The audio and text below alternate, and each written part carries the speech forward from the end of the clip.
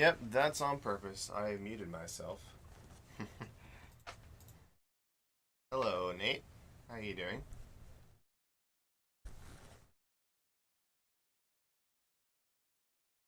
I am making sure that I can chat back to you. Then I am not in the wrong place. Alright. Hello. Is that even... Am I even in the right chat? Hmm. Let's see. Let's go back. Okay, let's go to this chat here. And I am not in the wrong place. Alright. Hello. Okay, there we go. Let's mute this. Put it on really low quality.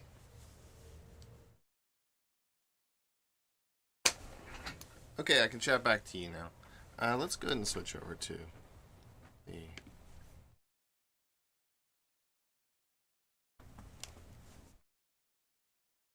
So, here. You can't see my screen at the moment. That's fine.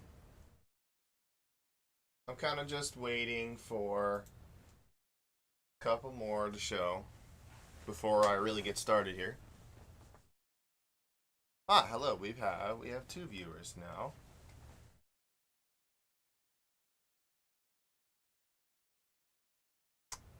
How are y'all doing? It might just be me and you, Nate, but oh, okay. It updated to 1. All right, we're just gonna kind of hang around here for a little, like we did yesterday, and just wait for people to show, including Dustin and Kate, if they want to arrive. I'm gonna give Dustin a quick message. All right, let's go ahead and switch on our camera.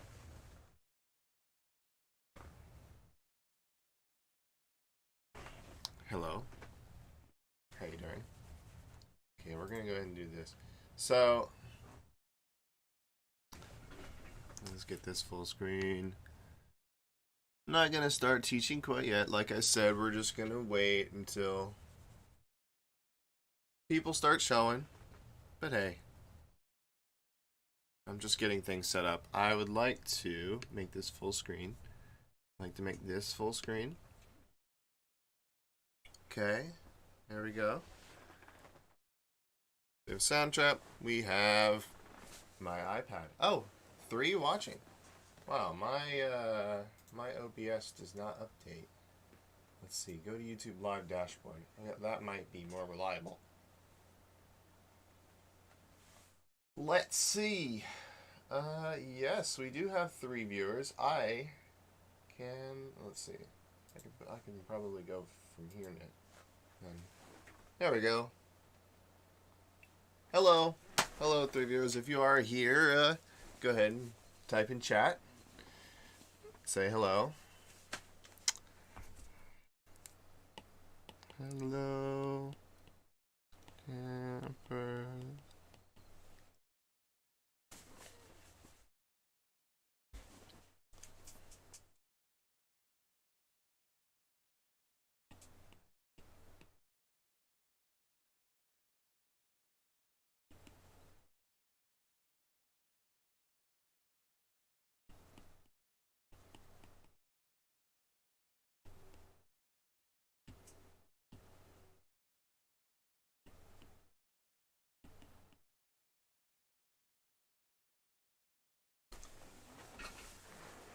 This is what I want to try to accomplish today.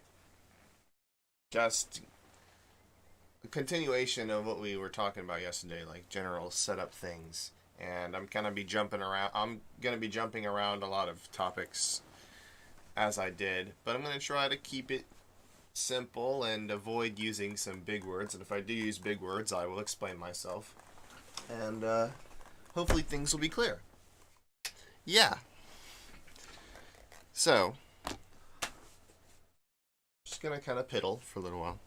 Waiting.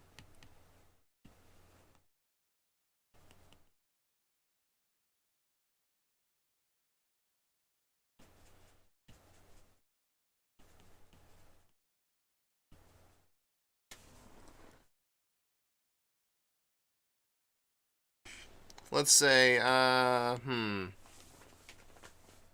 long do we want to wait before we start here? I'd say until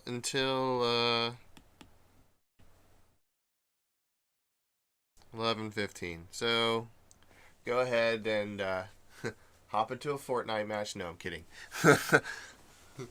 Don't, because that will be unless you go ahead, hop and go to a hot drop and you know spend some time. But we're gonna wait until like 11:15 until people start to trickle in.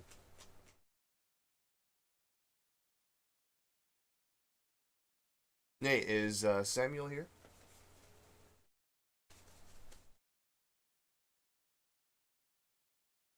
By the way. Also, do I sound okay? I'm not so sure. I haven't really kind of checked. I'm just going off of yesterday's settings. Let me maybe lower myself a little bit. I'm probably a little loud.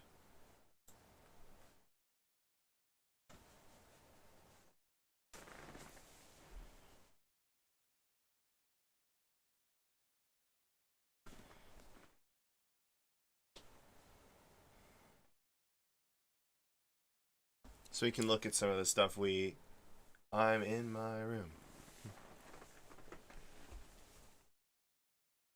Hmm. Well,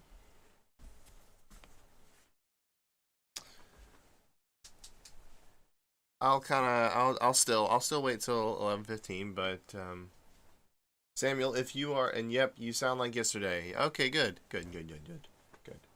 Yeah, I'm just gonna kind of piddle. If Samuel, if you do show, and then type chat. Not like he's gonna hear that if he's not here. So, all right. Perhaps I should help put the word out myself. Oh, I was going to call Dustin. Yes, let me do that quickly.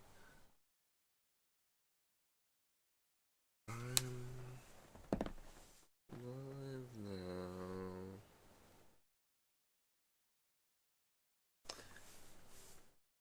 So I've got things set up so that I can get Dustin or perhaps Kate into a Discord call with me, and I can stream their audio. So if they would like to come in as guests, and perhaps anybody else come in as a guest, when we do get we really get the ball rolling here. We'll have a nice little folder of everyone's projects, and everyone will have their own thing going, and they could perhaps submit, and I could just like work on their project for a stream, and that could be maybe the subject of a stream. These don't have to be all just straight learn. It's gonna be a collaborative thing, because Soundtrap is it's all about collaboration. Make a new project on Soundtrap, and later on, uh,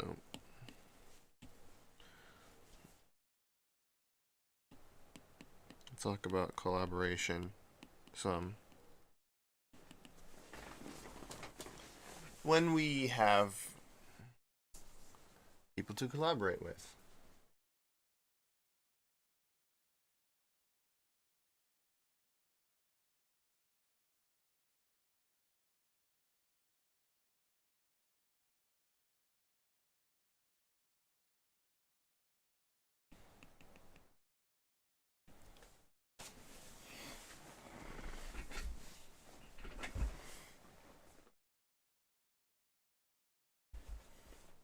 So this is a thing that can happen at some point.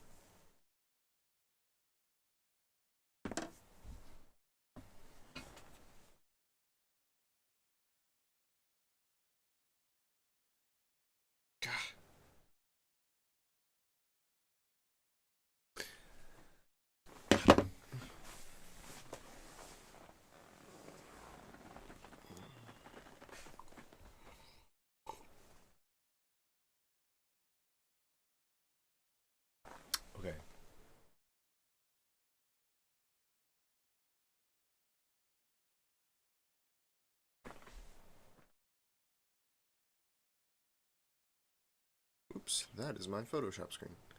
Ah, yes, I was doing a whole bunch of graphics yesterday. I guess I'll go ahead and pull this up. Okay, it's to the right. There we go. You'll notice that I've got a nice new logo. See? And then some fancy transitions. Hello. My head is like, okay, I have to like stretch to... 1 second. Oh boy. That's a little better. Ugh. So yes, fancy new graphics. And the plan is to get everyone on board with this streaming software and be able to stream their iPads, their computers, and do their own segments. It doesn't have to be just me. And I will give them these graphics and these transitions, huh? Look at this. Sweet. Yeah. Check it out. It's cool. But we're going to be mostly focused on let's do this view. I like this view. So, just twiddling our thumbs a little bit more.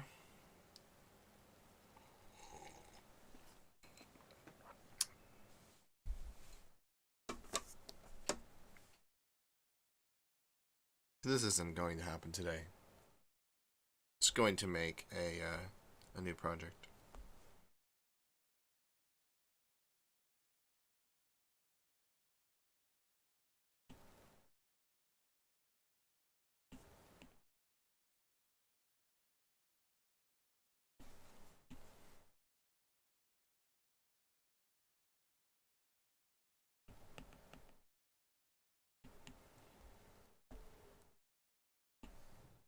Move this down here. Eventually we'll get to collaboration, but not right now.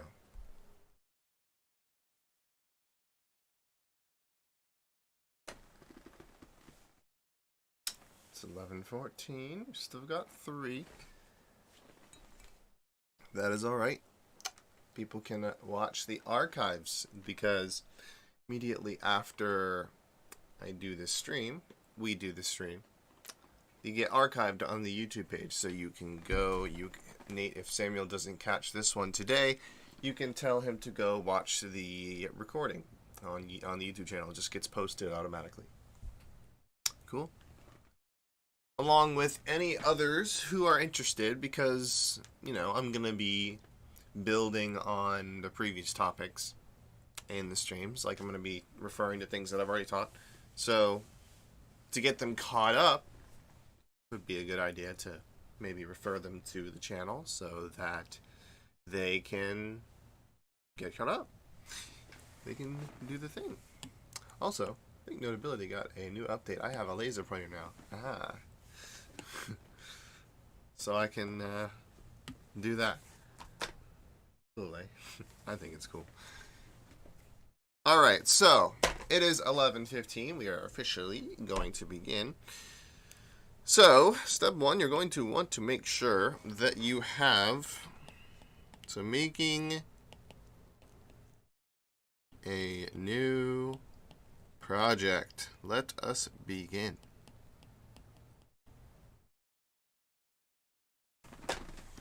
We're going to talk about various things along the way, but this is going to be the general idea.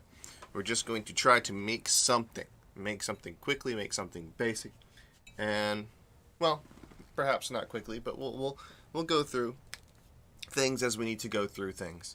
But we just want to get started on something today. I had something yesterday, but we're going to start from a blank project, a blank slate today. And I'll show you how that all works. So, first of all, you're going to make sure that you have a sound trap. And this, of course, has to be in purple. Sound trap account, right? So you're going to make sure you have one of those. Secondly, you're going to make sure, and also the reason I keep looking at the side is because I have my stream preview over there, so I can see what it looks like, and I can see my face, and I can make sure that, I'm looking okay. Let's see, I can probably, if For example, it is literally just like the bottom of my head. There we go. And now I can kind of center myself. Also, I'm looking at the side to look at chat as well. So whenever I do this, I'm looking at what you guys are saying. Alright. So, step one, you want to make sure you have a Soundtrap account. And in order to do this, I have to go to the right for that. I have set up what is like an EDU account. And like I had said yesterday, we're going to transfer this EDU account eventually to BVMP. So it's going to be under them, but it's going to be just a different invite code for a different group. But yeah, Soundtrap account. In fact, you don't even, well, let's see. I think you can just join. The Soundtrap account part is very easy. Let's just go to soundtrap.com. Let's go ahead and just go to a soundtrap.com.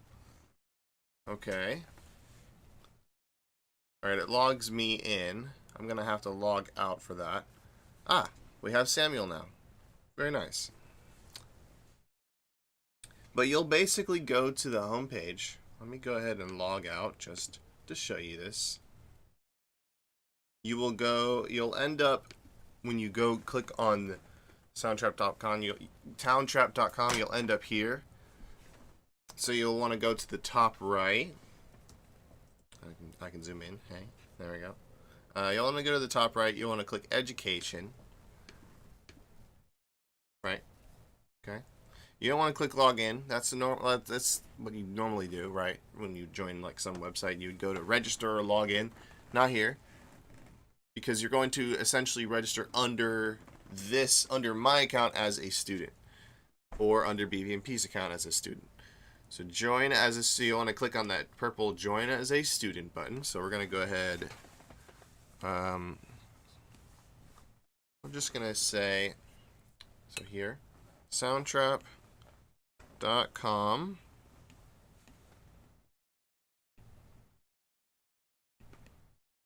edu. And then you're going to want to click the join student button, right? Join as student. Nate, obviously, you don't need to do this. Samuel, you don't need to do this. This is for people that are going to watch afterwards, or people that are checking in. And I'm probably going to end up doing this if a new person shows up. I'm going to kind of go through this again really quickly, or refer them back. I think after this week, I'm just going to keep doing it this week, but then afterwards, week 2 and on, there's going to be a video up on the channel that is an edited down version of how you can get started in Soundtrap. So it's going to be like the essentials, boom, boom, boom, in like 5 minutes. All you need to know, the invite code, etc., etc., etc.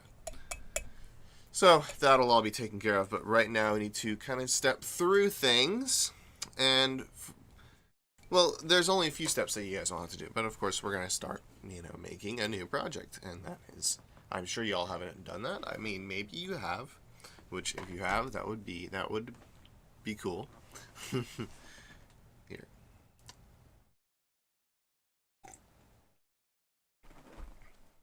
Click join as student. Yep. Make a nice little button. Okay. Whoops. Keep going left. Alright, you're going to say join as student, and it's going to pop up an invite code, and I need to log back in order to see that. So I'm logged in here, but if I reload the page, yeah. Okay. I have my password saved, so I'm just going to go ahead and log back in. Awesome. Now, Nate, you might be able to do this if you don't want to have this count here. In fact, I don't know why. Oh, yeah, because you haven't accepted the invitation, you need to somehow get to that email. If you can't manage to do that, then you can go ahead and do this. I will figure out how to get rid of this account here, your big BST account. I can also can rename it somehow. Right, so let's go ahead and do that. Educational email. First name. let's go ahead and just rename it. Let's see. It looks a little nicer there. All right. Also, your password, by the way, I'm not gonna say it right now. I'll just scroll up to it. When you ask for it, I'll say it in chat. Unless you don't want this account, right? But let's just get the invite code. So my group. So let's go here. This is something for me. All right. Here is the invite code. 798BJ6. No, that is a sloppy Y. Whoa. Type. Let's see what it is.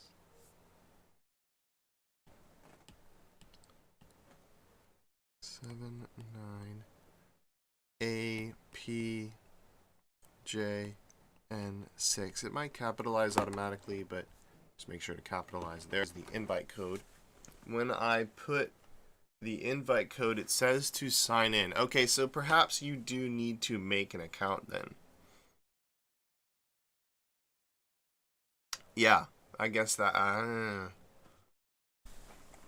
Let me see. Let me go ahead and go through that and try this. So let's go to education, join as a student. Let me type in the code. AP, oops.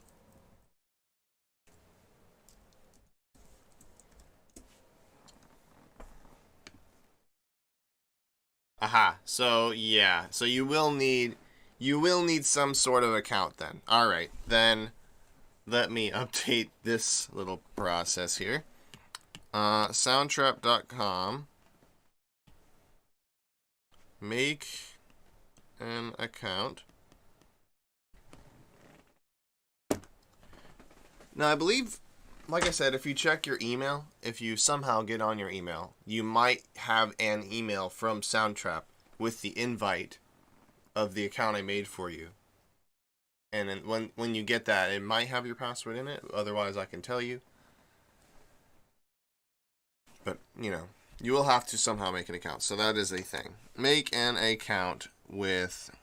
You might be able to do it with your account right there, Horizon 8. You might be able to use that Google account. There is a sign in with Google button. You could just do that. Sign up with Google, and then just use Horizon 8. So you would do that, right? And then you'd, etc. Go through all that stuff. Okay, I don't want to do it, but you get the idea. That could be a way you could make it.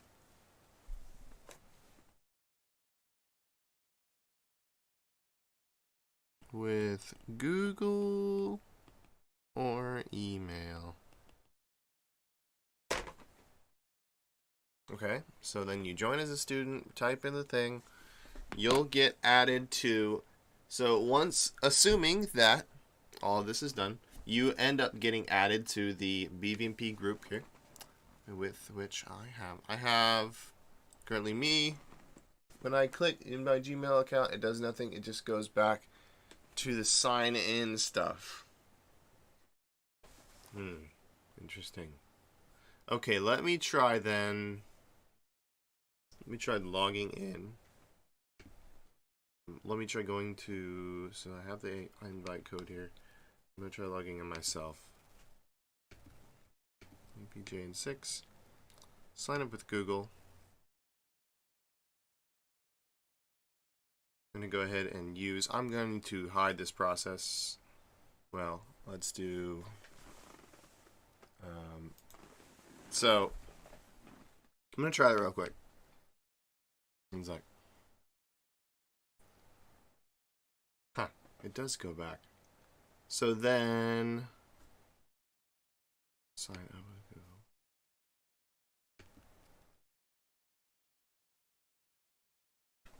Interesting, it does. It does go right back.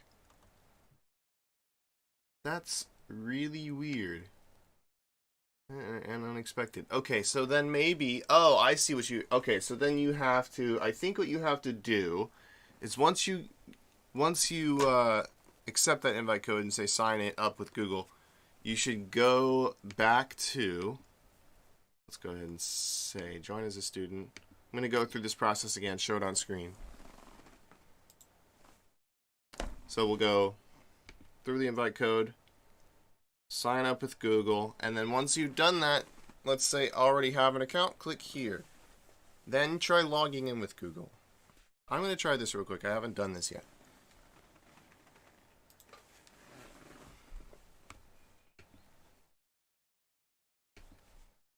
I don't really want to make it. The thing is, I don't really want to do. Oh, it does just go back to the login screen again. Interesting. What is that all about? Why?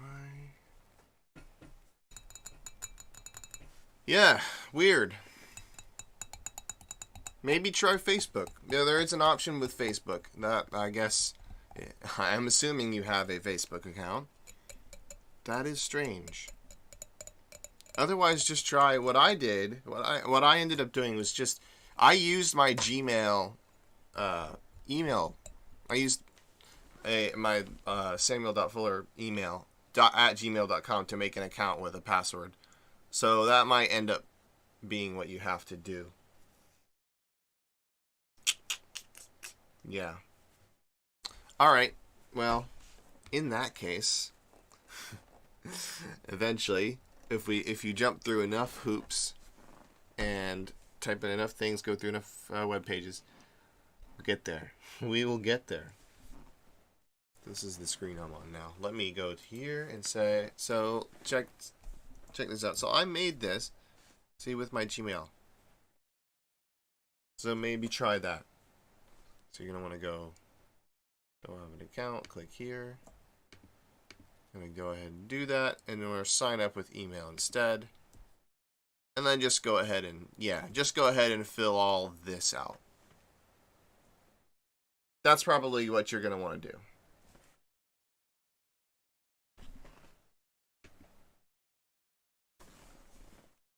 Okay, I'm going to go ahead and sign back into mine.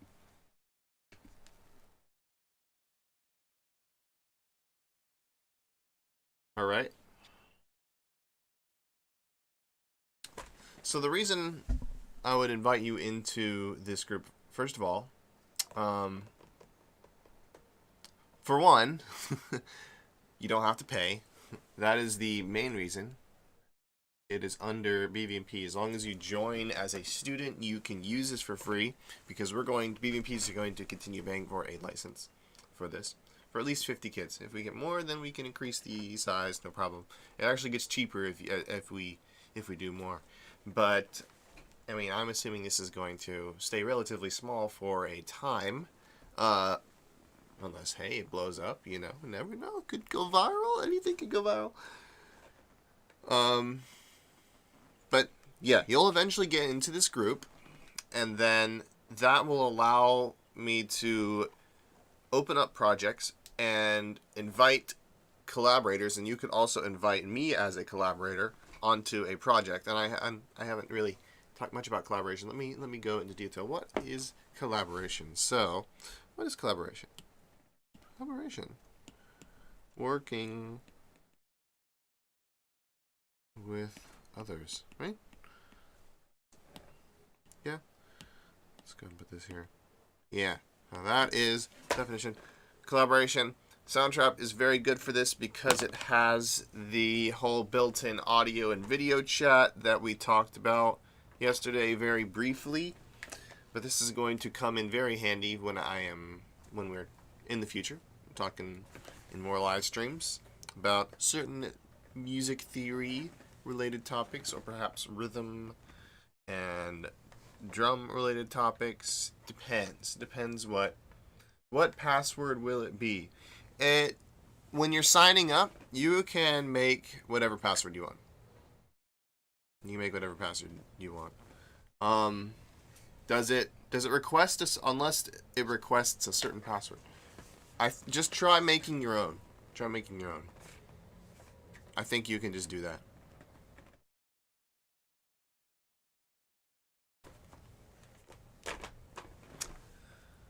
Okay.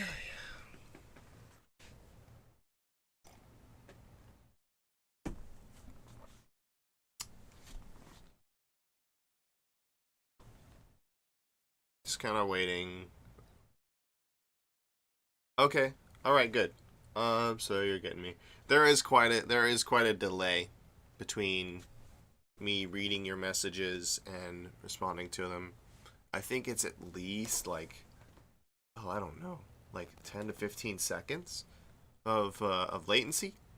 What we call latency is basically a delay between your input and me getting it, right? Lag. Lag is another word for latency. So there's a bit of lag in the stream. So just letting you know. That's what it might take me a while to respond to questions if you have questions. Also, I might just be in the middle of teaching something. I might not see it, but I think I'm checking the chat enough to know. Okay, so I kind of want to just hold off until we can get this working, so that maybe Nate, you could follow along.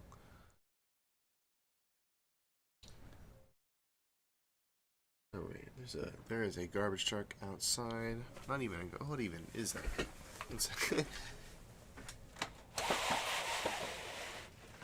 Oh, construction. Wonderful.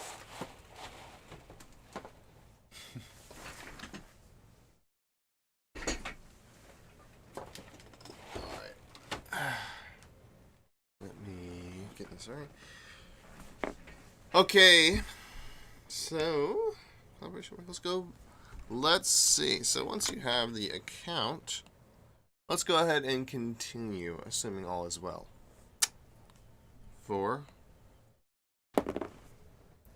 You're going to want to go to, it's going to open you up to your profile page, which is going to look somewhat like this. You might have some tutorial videos at the top. You won't have this edu admin. This is something just I have because I made a teacher account. But you'll have my projects, my groups. That is what you'll have, my projects and my groups. And if everything was correct, you'll be in the BVMP group. And once you go in, this will be, I think this will be where you can find once I'm actually make an assignment, we'll find out what it will be, where you can find your assignments and audio and projects I give you guys. That's where you'll be able to find in that group. So then you go to my projects, and I'm gonna go ahead and this is step 4, by the way. So step 4, go to my projects.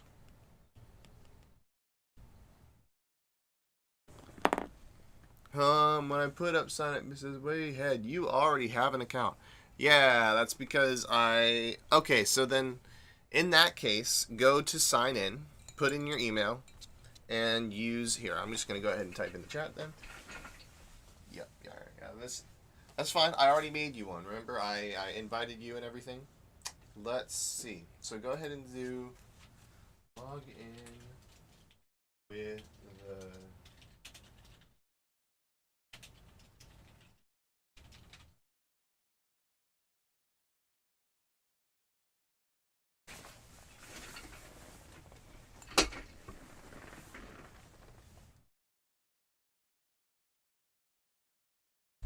that's because I'll show you why that's happening. See, I already have you listed here.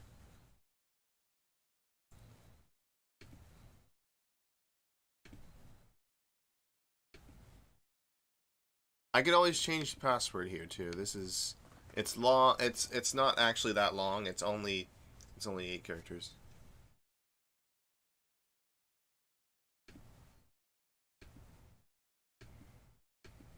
Yep. No, do not save that. I tried that. It says error. Your password is invalid. Interesting. Well, can you log on to your email? Your Gmail.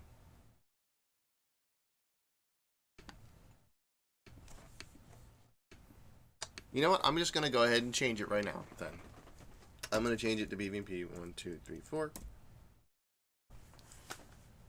Try again. Try again. I just changed it to BVMP 1, 2, 3, 4. Perhaps it was something else.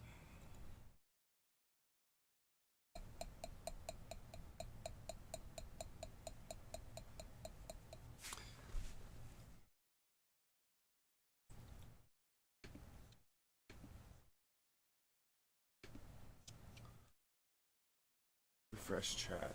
Let's see. I want to see if we've got any more. Ah.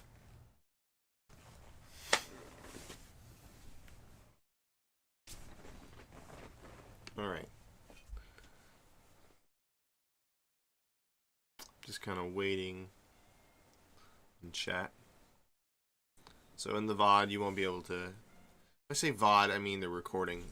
Once I finish these lessons, these get posted on YouTube and archived. So when I say VOD, I'm referring to that, the post stream recording. For those who are watching in the VOD, I'm waiting on one of the students in chat to get his account set up, because I would like to sort of have one of us who is here following along. Okay.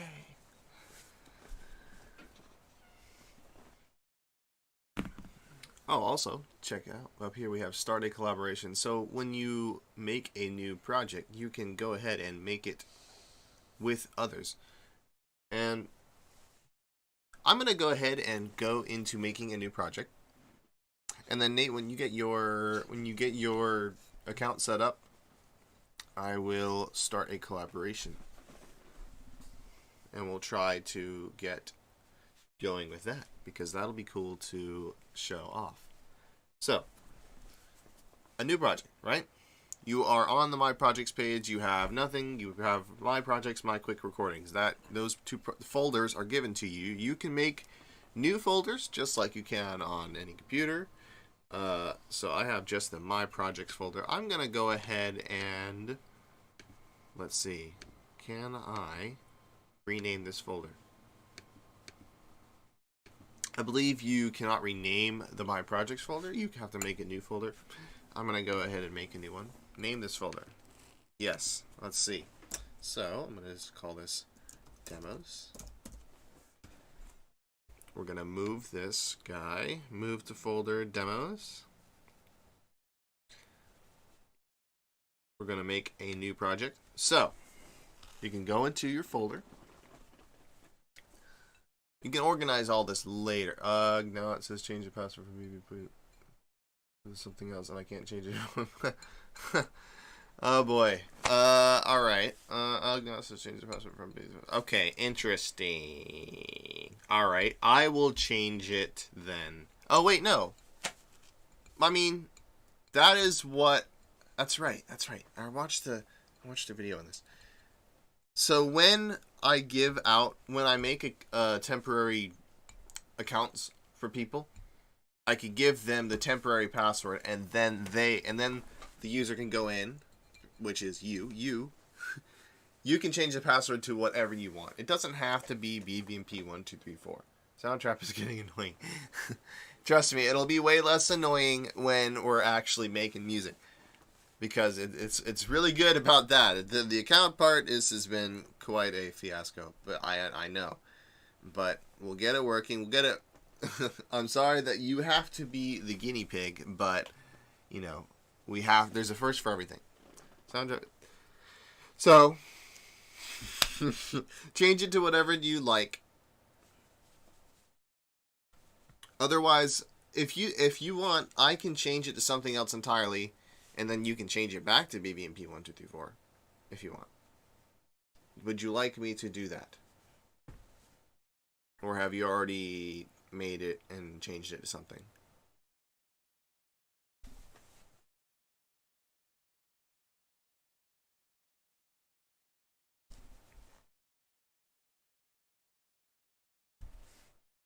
Yeah, let's go. Very nice. He's not gray anymore. Okay, awesome. So, in that case, I'm going to go ahead and try starting with the collaboration. Capiche? So, start a collaboration. Let's go ahead and click that. Haha, so it looks like you are all on. Let's invite Nathan Roca. Hi, would you like to join my project? So then it's going to create a new project. This is what you're going to see when you press the purple create project button. So let's go back here and let's say, go to my projects, click start collaboration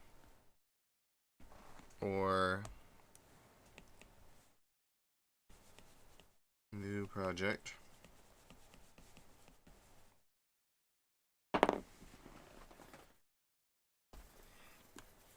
Five steps. Very easy. But then the tricky part comes when I can learn to scroll to the right instead of the left to my Photoshop screen. Nathan Roca is here now. Alright. So, check it out. So, we've got one under our little collaboration tab. So, check it out. Here, we can both see the same project at the same time. We've got me. And then we got Nathan. You can change your profile picture, by the way. That is a thing you can do. If Google would have worked, I would have taken it from there. But for once, Google is not reliable. Although that's just Soundtrap's fault. But we're here now. We are here now. So we have a blank, empty project. How in the world do we get started? What do we do? What should we make? Well, that's up to you. But we kind of have some places we can start. I like to, personally, because I am a drummer, percussionist, I like to start with drums. I like to start with the beat of the song. Sometimes I like to start with the chords of the song, and we'll get to chords on another day, but today we're going to talk more about like getting started with a rhythm, because yesterday I talked a lot about notes and piano roll, and then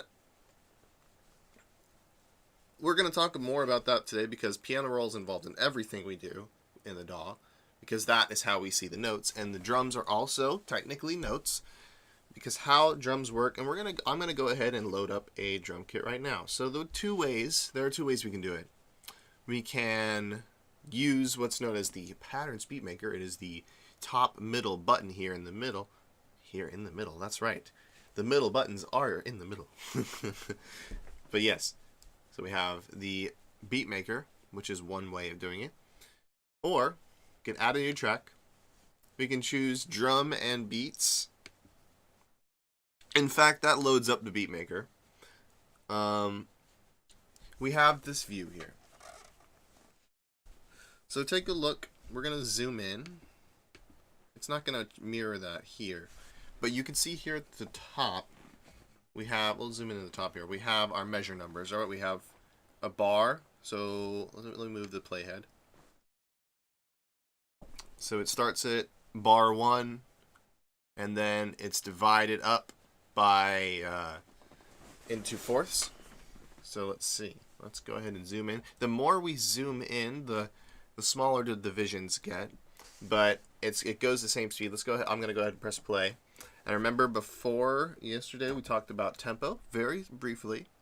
I'm going to say briefly a lot, but again, we're going to expand on tempo. It's how fast the song is going. Right next to it, we have a metronome, which is by default, meaning when you load up the project, the metronome will be on. So if we press spacebar, or if we go down here to the play button, well, I have my headphones. Let's see. I think you can hear it on stream. Let me make sure that it's coming through. Yep. Okay. So you can hear that. That will give you the tempo. Let me go ahead so I can hear it. All right. Turn on my noise canceling.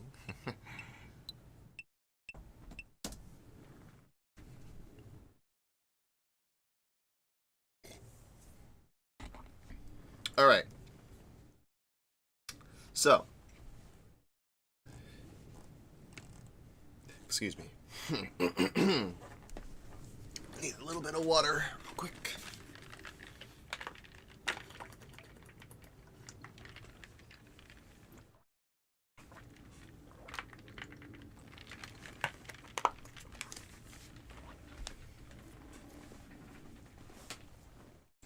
So, like I was saying, we can zoom in and out by not this zoom. This is just for me to show you things. But here we have the magnifying glass. This will make the bars bigger or smaller. All right. So as we zoom in, we can see smaller and smaller divisions of the bar. You zoom all the way out. We have an infinite amount of space to work with. So we can the time goes on. So I'm going to press play down here at the bottom.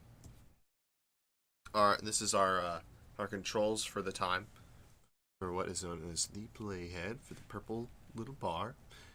Press play. Goes forward. Tracks. I'm going to zoom in.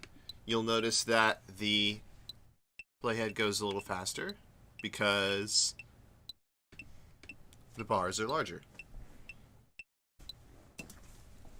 So then let's come down here and let's look at the beat maker. We can see we have the bars numbered here. We have 1, we have 2. So this is the first bar. So this whole section, this row, so we have a column of 3 and we have a row of 16. And they're in groups of 4 as well. Let me move my camera so that you can see this better. So we have 4 groups of 4, so it's easy to tell that, well, if you do some multiplication, we have 16, and we have 16 within 1 bar, so these are 16th notes, right?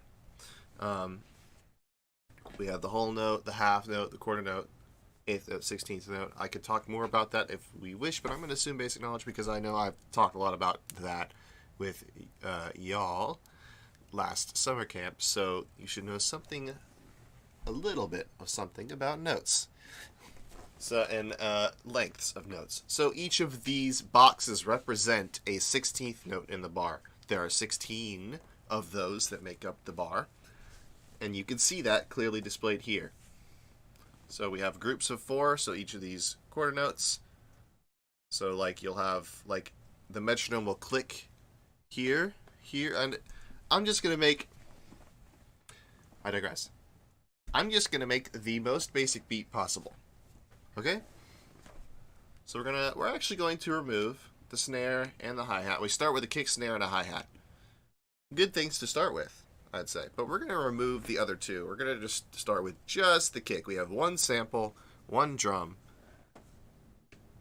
And we can click on the boxes to create notes. And you notice, okay, my camera's covering it up. Let's go to the right then. That's probably a good spot.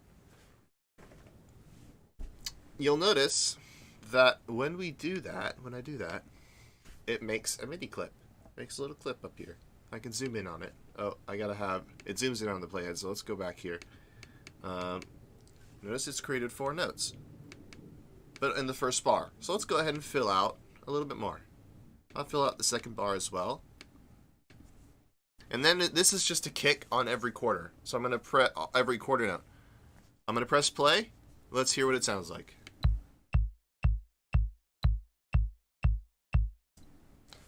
Pretty good. We still got that clicking, but that's fine. I'll leave that in for now. That's our metronome. We can always remove that at any time. We won't be able to hear that when the song is done, of course. That's just to give us something to play along with. But notice what happens when I press play. I'm going to go back to the beginning first. When I press play, it stops. So how can we remedy that? Well, at the top right of this purple drum pattern area, by the way, this is what we call a sequencer in the production lingo. This is a drum sequencer. But we'll just refer to it as a beat maker, because that's what Soundtrap calls it, a beat maker. How can we get this pattern to repeat over and over? Well, there are two ways to do it.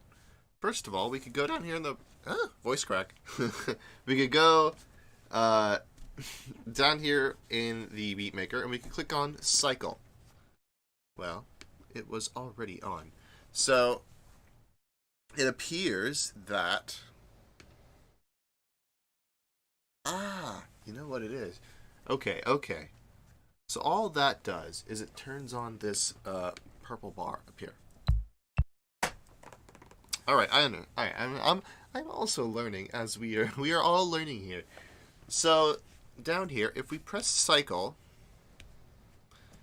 it will turn on and off the loop section here. This purple bar. Remember that purple bar I talked about yesterday? The loop indicator. So once this is on, once it's purple, once the playhead reaches the end of it, notice it will jump back to the beginning. Good. I'm going to zoom out. Okay, so we have two bars to work with. It's looping over and over, so we can kind of develop the beat. I'm going to turn off the metronome because we have the kick going at the same speed as the metronome. We don't need it anymore. We can always go down here at the bottom, and we can change the tempo to something a little better. Let's go a little slower, actually. So we can put in the number here, then the BPM, mainly here. I'm using the plus and minus to just slow it down. You could also just tap on this purple button to make it quick. But I'm going to make it about 110. 105. Sounds about good. So now we have a kick going at 105 beats per minute. By the way, this beat actually has a name. It's common if you listen to any electronic dance music, EDM. I'm sure you do. This is a very common pattern. It's called 4 on the floor, and you'll hear it a lot in house music. You'll hear it now in most electronic music. There is a 4 on the floor kick. Now, I wouldn't say most electronic music. I'd say most house music. There is a 4 on the floor kick. And it would be a little faster than this. It would be about, let's say 128 or 125.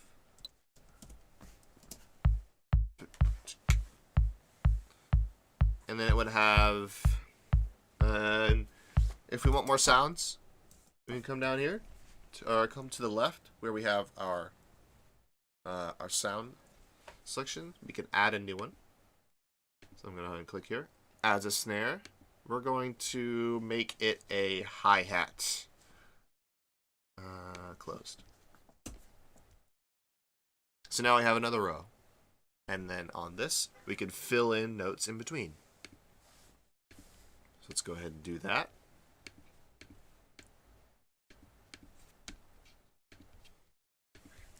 And we get a recognizable house beat. We could even add another sound in. So let's see, is there a way to mute without deleting? Okay, no, but that's let's add in the snare next. We'll add a snare on 2 and 4. So typical drum beats, typical rock drum beats, basic drum beats, you have kick snare on 1 and 3. So oops, let me zoom in on this. So on 1 and 3, you'd have your kick and snare. Excuse me, you'll have your kicks. So in house, you'd have it on all of the measures. all the sections. But let's say we take these two out. So we get the first bar. I'm only going to loop the first bar because that's what we're working on. You can change the size of this loop region by coming up here and dragging it. Now we're only working on this bar 1. You can see, because we're only working on bar 1 because we changed the loop region size, now 2 is grayed out. So it's really easy to tell what you're actually doing, depending on how far you stretch this out. So you, for example, let's go ahead and grab it again. You can see now. Take a look at the bottom. Take a look at the bottom. These two things are tied together. So I drag it back, and that gets grayed out. That means that's not going to be played. So let's go back here, and let's then just work on bar number 1. So we have a snare on, so we have a kick on 1 and 3. Let's put a snare on 2 and 4, on the first beat of 2 and 4. So that is the first cell of the group of 4. Represent 1 quarter note. So this whole section is a quarter note. Let me make it so my camera moves around less. So all of these, you notice it kind of forms like a zigzag pattern. It's a zigzag pattern of 1/8 notes. Let's listen to it. Let's listen to it.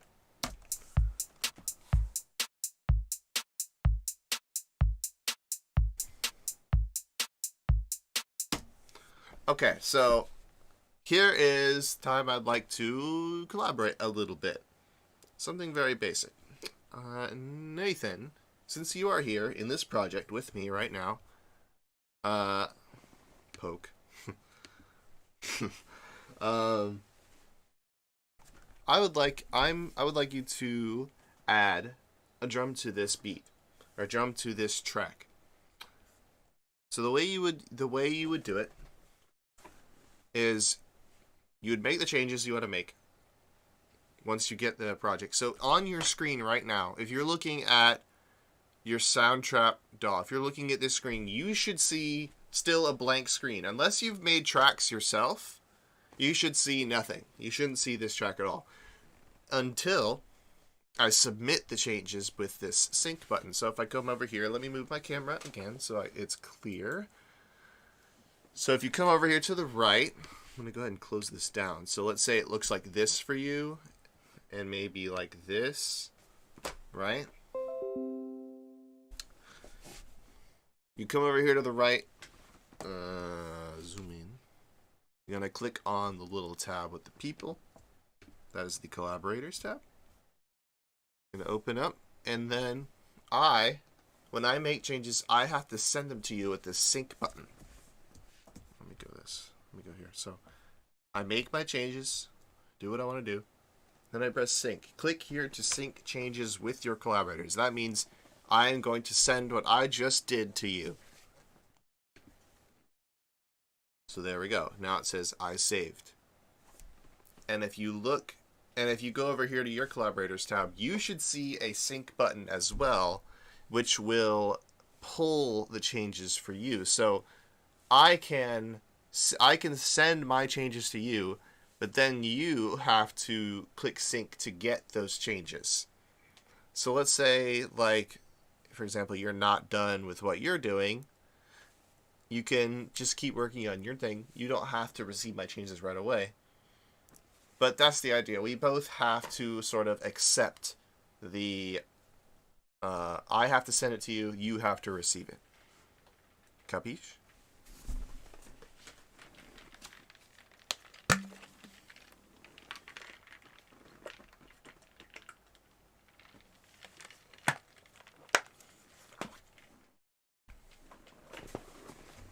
All right.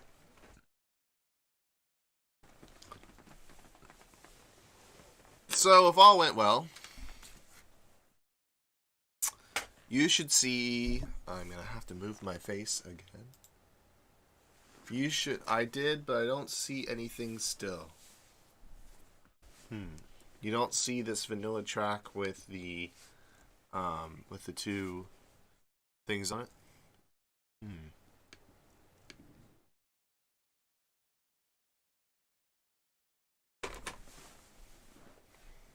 let's see. What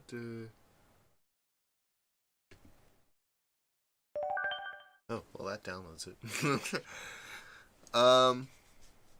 That's weird. You should see 2 tracks. Let me try then. Made changes to the project. Okay, sync. Oh, interesting. It deleted it for me. Well, let me try making it again. Let me just try creating a new track then. I'm just going to make drum and beats. And then I'm going to sync.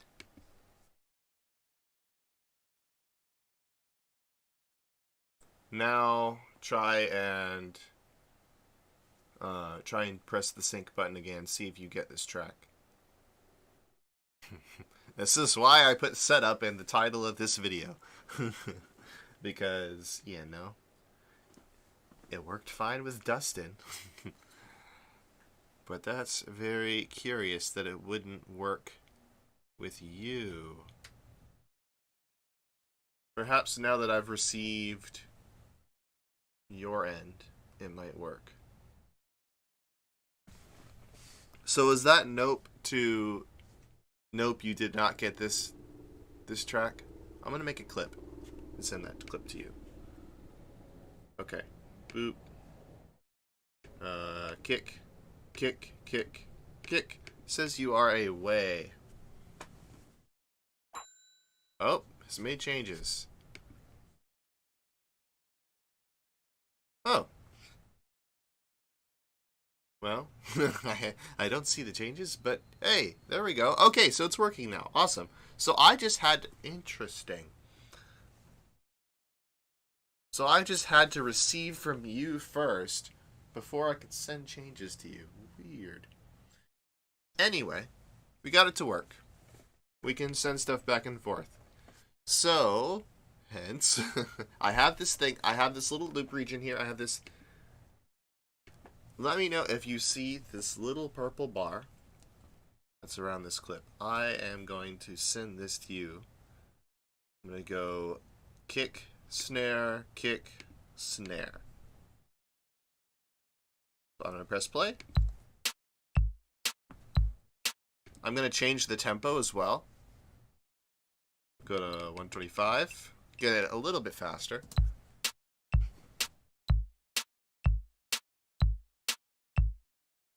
So then what I'm going to do is I will take this beat. I will drag it over here. I'm going to copy. I'm going to move the loop region so it starts on 2. And then I'm going to send this to you, and I'd like you to perhaps add something to it. It doesn't have to be the hi-hat closed. It can be another. So if you click on it, you can see all the options you have.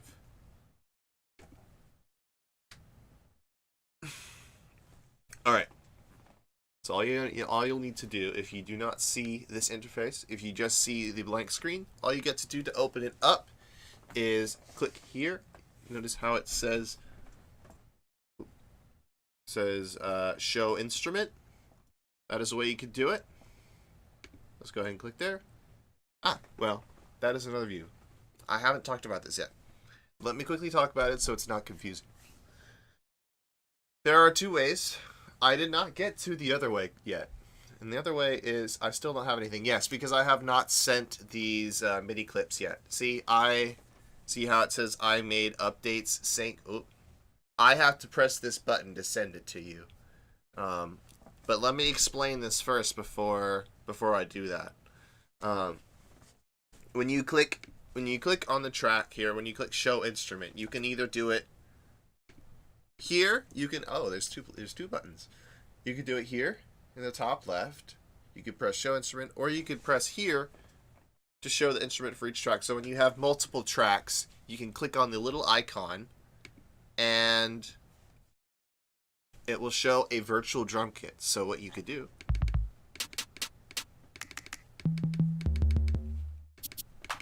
you can essentially play the drums with your keyboard. So it shows you it shows you what everything's bound to. So these are the keys on the keyboard that you press to play it. What we were just looking at was the patterns tab. So this is the instrument tab. This opens up by default. We were just looking at patterns, and this is how we were putting it in. There is another view. It's called the piano roll. We were talking a lot about the piano roll yesterday in the how you can look at notes in the piano roll. So once you have created, or I have created in this case, your beat, it shows up in this piano roll automatically. It creates the clip, right? So this is just looking at the clip. We can zoom in on it with the plus and minus. This is global, so you can do it either here or here. And this way, you can also add notes. You can click in this area and add notes if you'd like. But it shows you on the piano roll that these are actually just notes. See, they're just MIDI notes. And then assigned to the C1 key, right, we have our kick. Then we have our snare. Then we have, I think that's kind of like a rim shot, right? Multiple ways of seeing the same thing. So I'll go ahead and send this to you. I'm going to sync my changes. There we go. You should have received all of this. So again, I will go through this. You can click here, show instrument, or you can click here to show instrument. You'll end up on this tab. You can go to patterns, and then you can start adding stuff by clicking on the cells.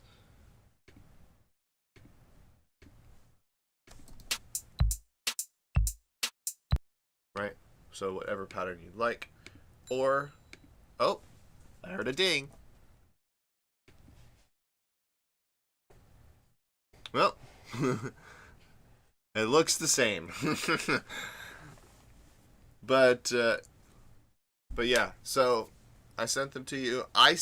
Because I got back the same stuff as you, that tells me that you got the MIDI clips, which is good. So you now have this beat here. So once you end up in the patterns tab, you can either add hi-hats, or you can go back here to the left. So check it out. We can add a new sound. I'm going to go ahead and do that. Hi-hat open. Let's do a ride. Ah, you changed the tempo as well. I did not notice. Okay, so you did do something.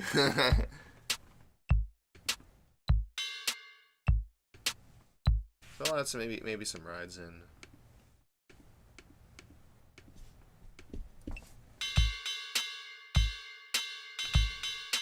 Meh. I'm not feeling it. I'm not feeling it. Maybe on the offbeats.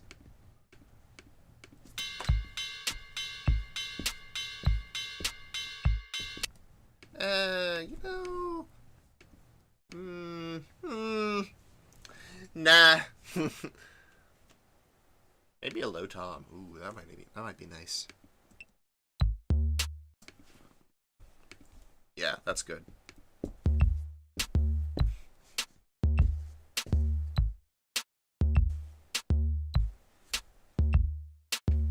Let's put that there.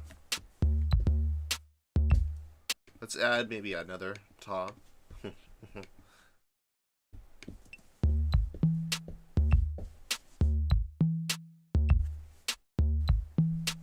So I'm going to do a little bit of arranging too. I don't know how that got there. Oh, I didn't do that. I don't know how I got It's okay. I like this tempo. I like this tempo. I'm actually going to raise it to 105. I'm going to do a little bit of arranging, meaning I'm going to zoom out. I'm going to make things a little bit, well, actually, first, let's just kind of like do it in a sort of like a snapshot fashion. What I mean is we're going to make little clips, little bars, variations of the beat, and then later on we can use the, so let me show you now. We can use the loop function in these clips. So right, if we take a look at this, so can drag that out, and that just copies this beat over. So we can just set up a little section, get that perfect. That's not mine. Yeah, I know. This is all my stuff so far. You can drag this over and make things longer. So what I'm gonna do And notice when I drag it out, we can still just work on this first section, right? We don't have to, it doesn't bring up 2, 3, and 4. See, they're already the same because they're looped. But if I drag this out, I'm just curious, 1 second. If I drag this out, yeah, you can edit the individual ones if you drag it out. But if we keep it consolidated to just one bar, one segment of the loop, we only need to edit the first one. So that's for later though. I'm just gonna keep them in 1 bar segments, and I'll space them out. So if you want to work on a different section, you just move that loop bit to whatever you want to work on, and the playhead will go back and forth on that. So I essentially have beat number 1. I'm gonna put them next to each other so they play consecutively. So beat number 1, beat number 2, and then beat number 3.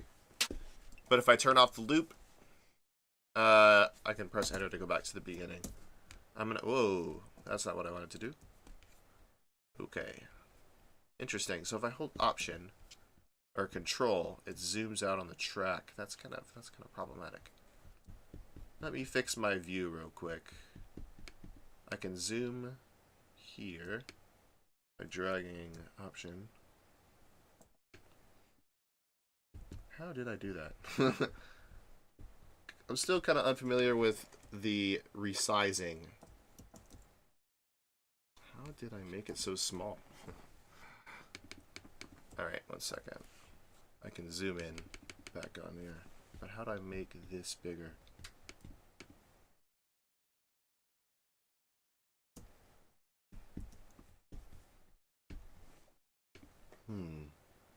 I could see the arrow for like a second, but it's not letting me like grab on it. There we go. Alright, so you just drag on the bottom of the track.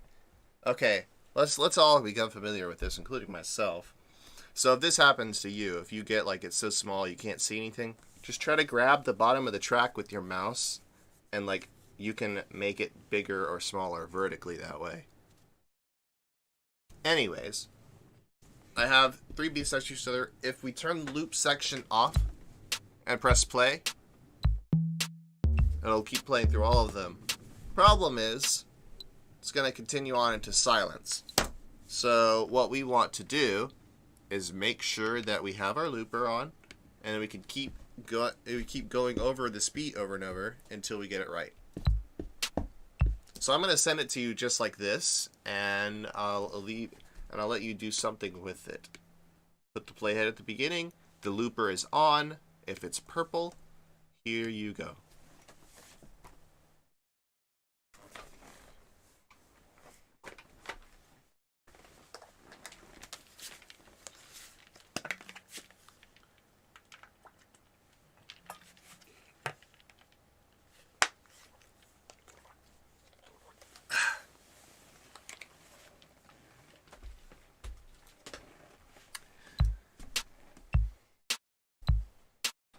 So also, I'll go over a couple, or I guess I'll add some more stuff while you're working on the drums. We don't have to do just one track. We could do another track, right? I'm going to add another one right beneath it. Another drum track with a different sound. So let's do drum and beats. Brings us back up to this patterns window. I'm going to go to instrument this time, though. Well, let's see. What do we got? Oh boy, that is a lot of stuff. Let's hear it. Let's hear it.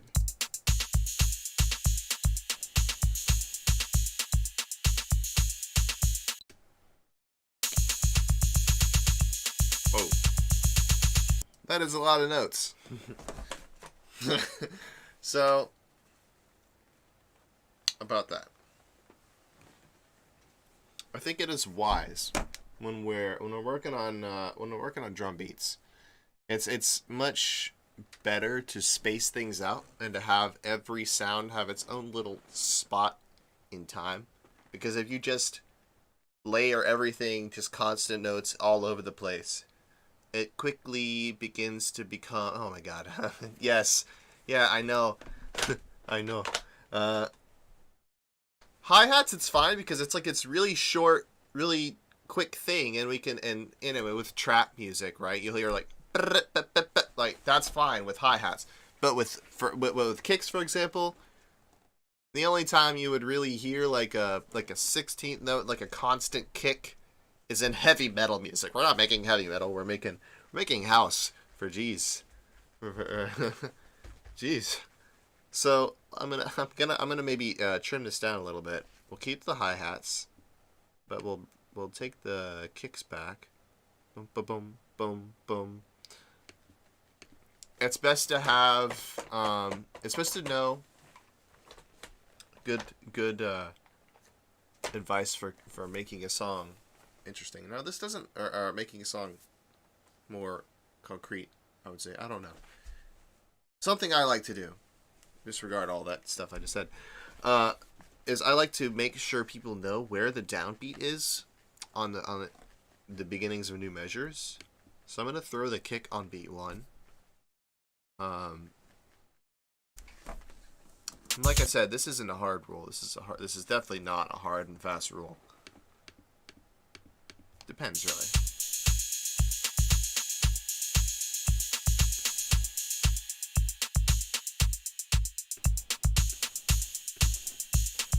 See, if we space out the rides, like the ride sound like decays. It lasts a while. I'm gonna even just, like, for example, I'll put this back, but just notice that we also adjust this real quick. Notice that oh, this is actually a crash. It kind of sounds like a ride cymbal.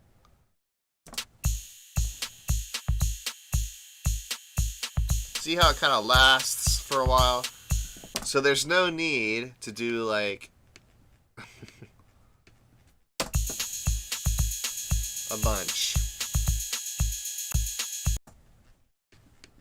It gets a little crazy, a little quick. Remember that this is just one track. We have the ability to mix multiple sounds together, and it's important that we kind of give everything its little place, and we're kind of like assembling like a puzzle. We're not just spamming notes everywhere. This is not how we make good music.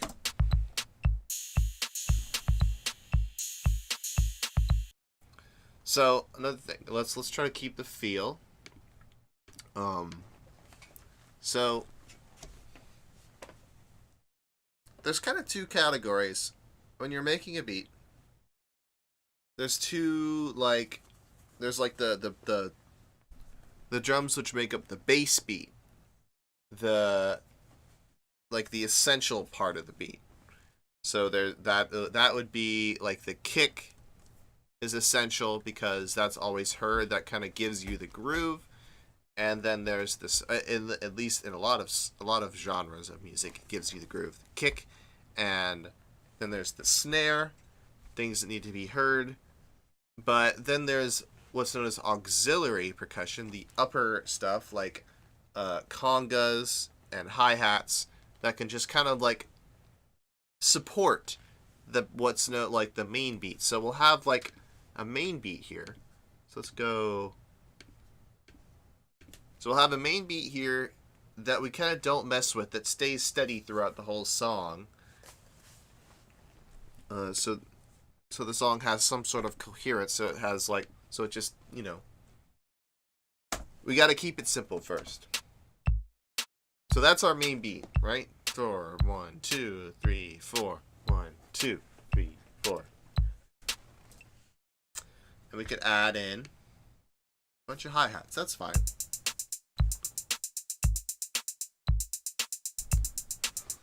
But notice how if we take out little gaps here and there, maybe we'll just remove this one, that one.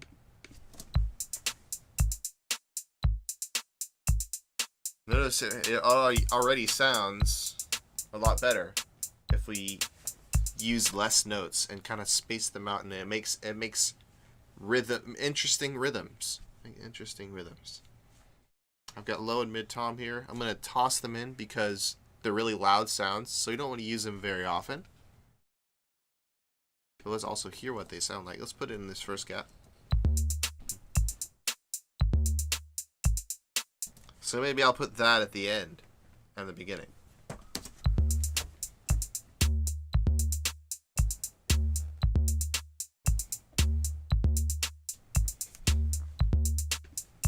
So those toms are like accent sounds, but it's just accenting our bass beat.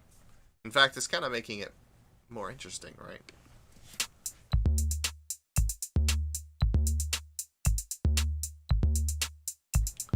So then we take this bass beat, and I'm going to copy it up over a couple times. So the way I'm doing this, by the way, is I'm holding down the Option key. If you have an Option key on Windows, it is I think it's Control. No, it's Alt. Alt. If you hold down Alt and you click on the clip, you can drag it, and it copies clip to a new spot. So I've made now 3 copies of that beat I was working on. The bass beat. Well, let's make this one simpler. Take out the toms.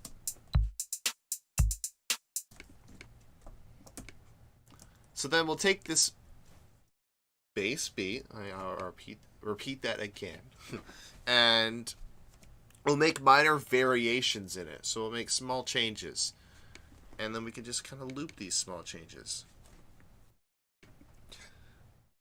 By the way, I'm just sort of going over the process of like making a beat. So right now we're just kind of making a section that is meant to repeat and meant to be steady, and then we'll make other sections which are meant to be crazy and are meant to be transitional and lead you to new beats. And those we call fills. So we have the steady parts of the beat, and then we have the fills. So I'm going to make 3 variations of a steady beat, and then I'm going to make a fill. Okay, so we have steady beat number 1. I wish I could name these clips. Oh, edit name. Edit region name. I can. Steady 1. Oh, and it gives it a nice little name here. Okay, cool. Steady 1. Oh boy, I didn't want to do it in piano roll. Edit name.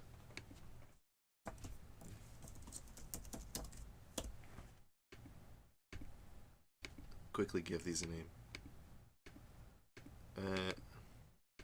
Edit. It's under edit.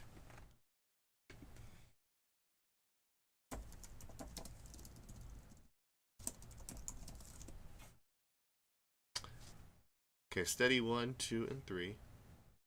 Let's listen to this first one again. This actually could just qualify as our fill. Maybe I'll just take out the kicks at the end.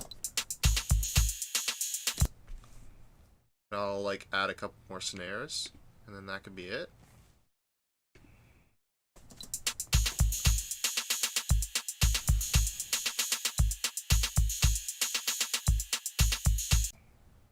And there.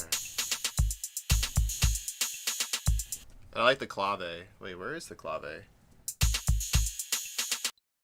Oh no, that's just the met. Oh, I'll turn that off.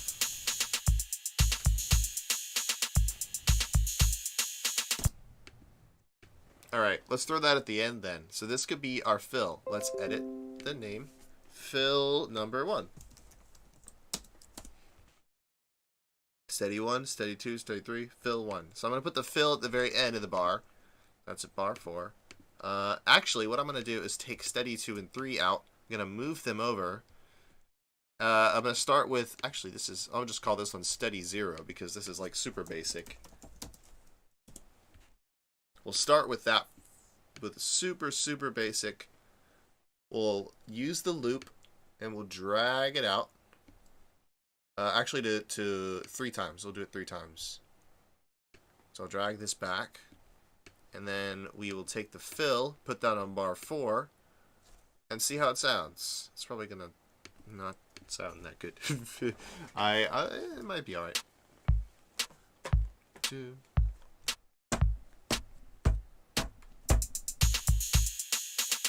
So I think maybe if we get rid of the hi-hats at first, but maybe less hi-hats, that might be good. Then we'll go into steady 1. Whoops. I didn't mean to do that.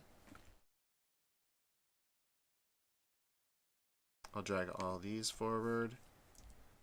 Get rid of that empty clip. And I'll drag this out for 3 bars. And then I'll add another fill. It'll zoom out. Whoops. Made it a little long. Did not mean to do that. There we go. By the way I'm selecting multiple things, I'll just go over a little bit on the selection and moving stuff on what I'm actually doing, so you can do this as well. So, to select a clip, click on it. Right? Left click selects a clip. From there, you have several options, several icons that pop up. I did cover this yesterday. I'm going to cover it again just so that we're certain on how we can move things around, because it's important to know. We have changed the length of the mini clip, which normally we won't do this. You won't do this. You won't use these arrows with boxes. You'll probably want to use the loop icon, which will change the length. So that's how I'm dragging these out over certain amounts of bars. Then you can also copy. If you do Control-C, Control-V, that'll work.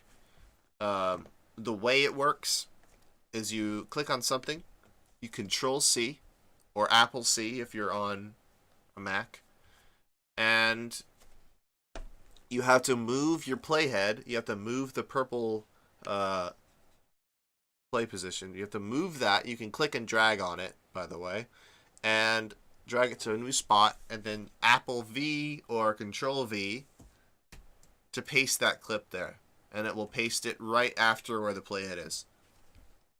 Once again, let's say we want to take also, let's put steady 2 here, click and drag, steady 3 here, click and drag. I want a fill, so I'm going to Control C on this, move to bar 12, Control V, and same thing for bar 16. Okay, and then I'm going to also take steady 2, drag it out, steady 3, drag it out.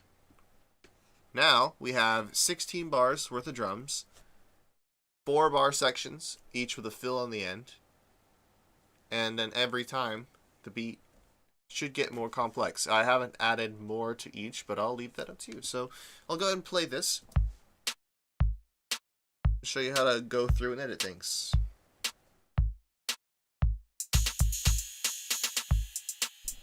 So that fill leads us into the more advanced beat, right? And then this will have something else added on.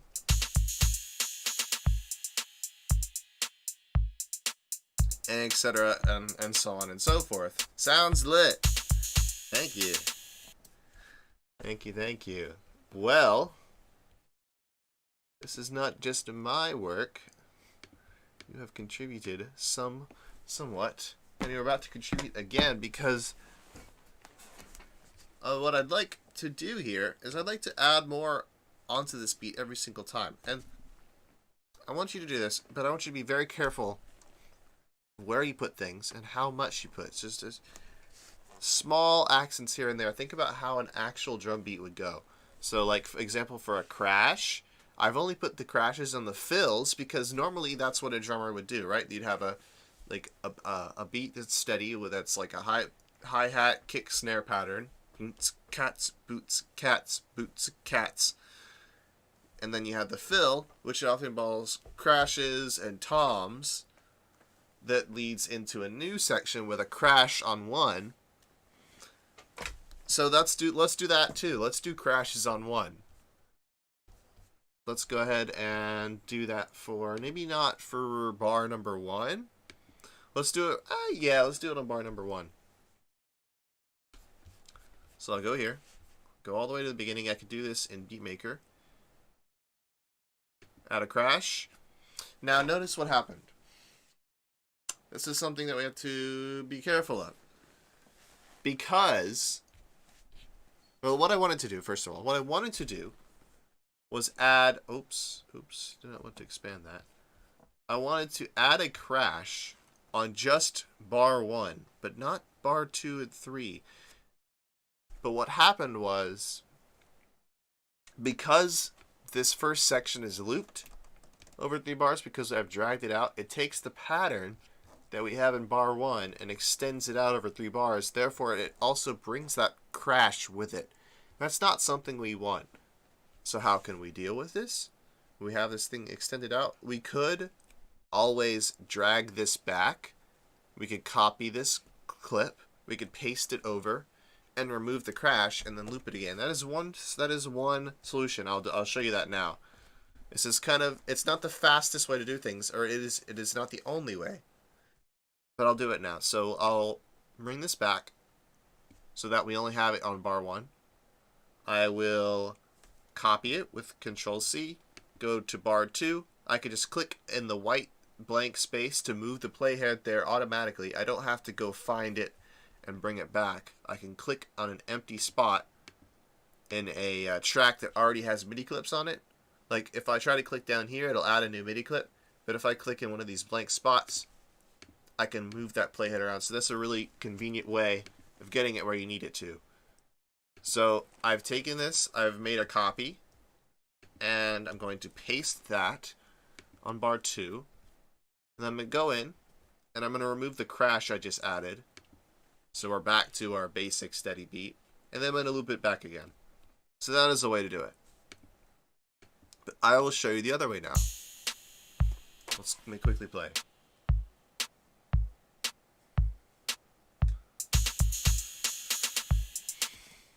Okay, so way number 2. Let's pretend that, also click delete.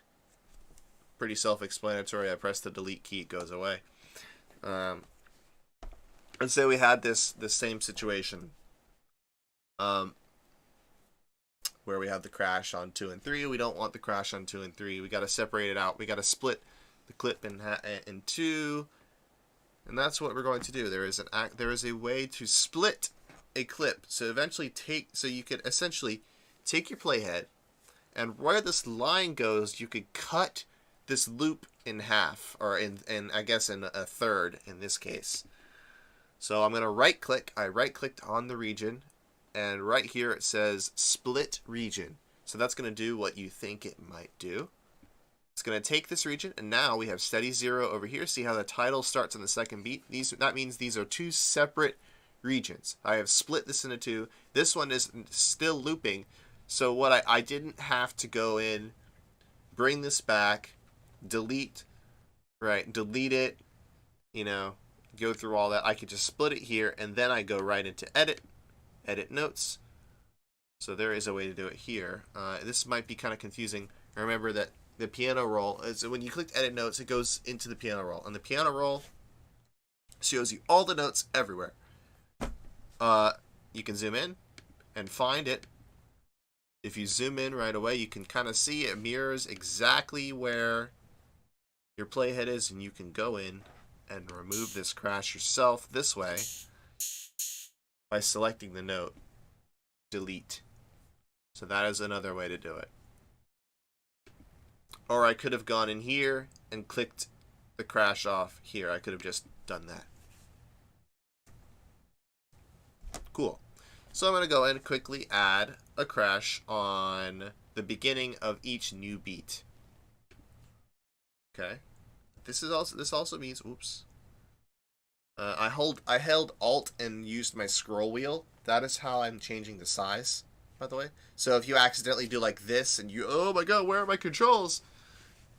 Just hold down Alt and use your scroll wheel, and it'll bring it back. Alright. So let's go through each section. I'm going to zoom out so I can see everything clearly. I would like to add a crash here on bar 5. Actually, you know, this might be something you could do, Nate. This is a pretty simple of a task. I'd like you to split. So we have 3 sections that loop 3 times here. The one that starts at bar 5. This is the steady beat number 1. One that starts at bar 9. Steady beat number 2. One that starts at bar 13. Steady beat number 3. I would like to put a crash on the first beat of each of those. On the first on beat 1, like I did here.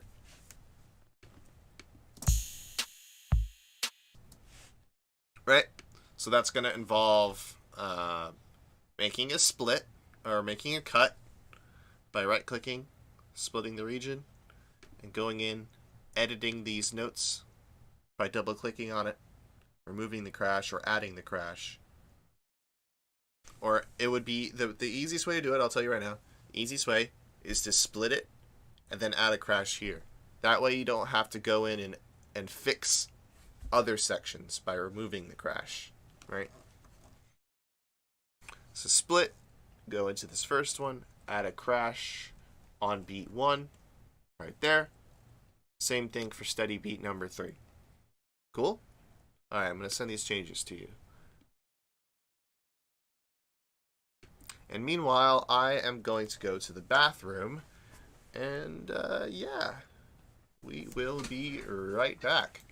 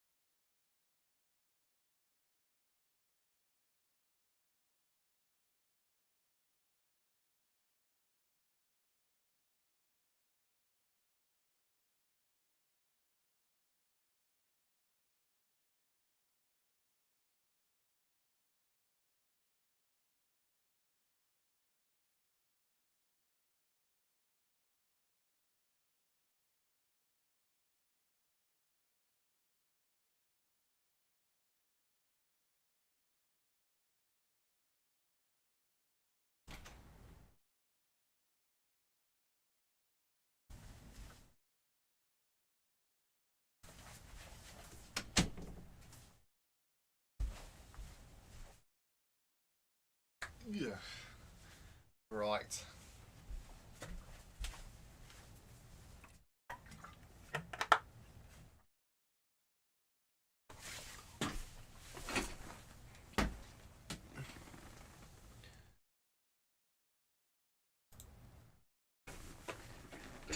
Alright.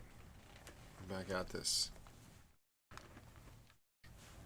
So, I can continue to work on my own changes while Nathan is busy with his with his tasks that I've given him. So, I've got this other drum track that I added. I'm going to do something with that. Oh, here we are.